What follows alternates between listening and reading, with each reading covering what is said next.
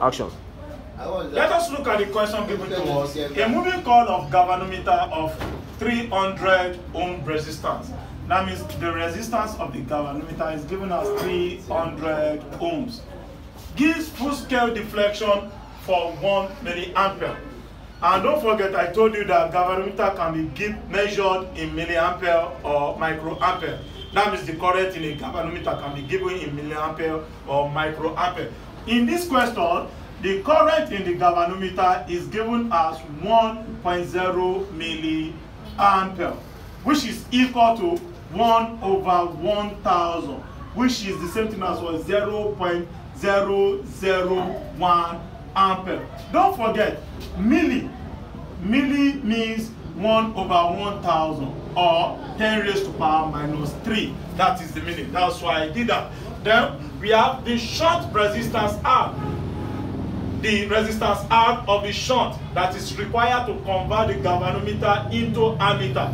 In the question, they want you to calculate the resistance of shunt. That means the low resistance wire. That means resistance of shunt, which must be connected in parallel to the galvanometer. Calculate the resistance of shunt.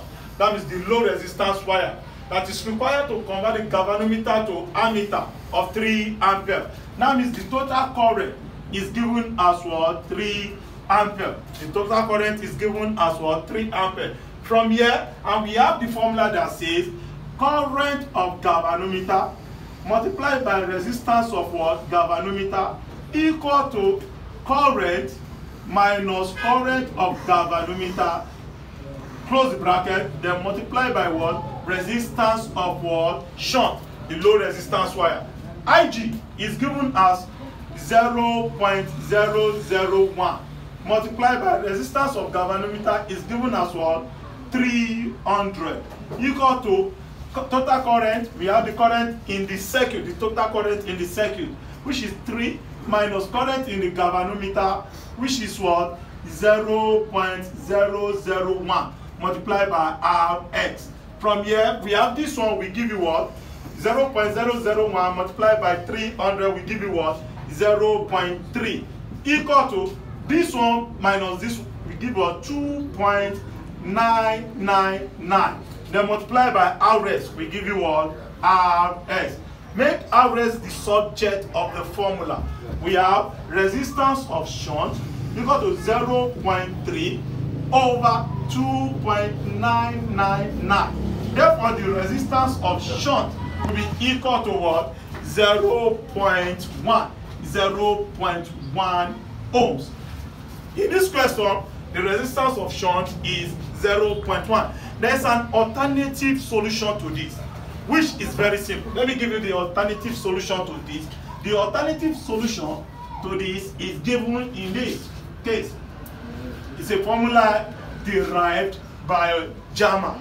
It's a formula derived by German, which is the total current all over the current in the shunt, in the galvanometer, equal to what?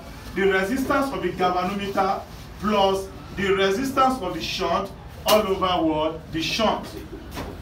That means it's an alternative formula.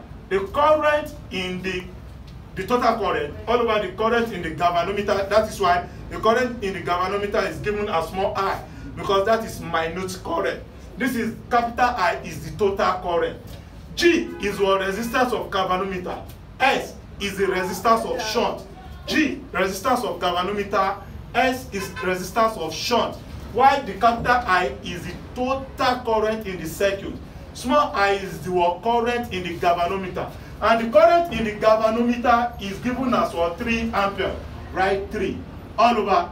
The current in the total current is given as 3 ampere. Ammeter. The current in the ammeter is given as 3 over the current in the galvanometer. We have 1 milliampere.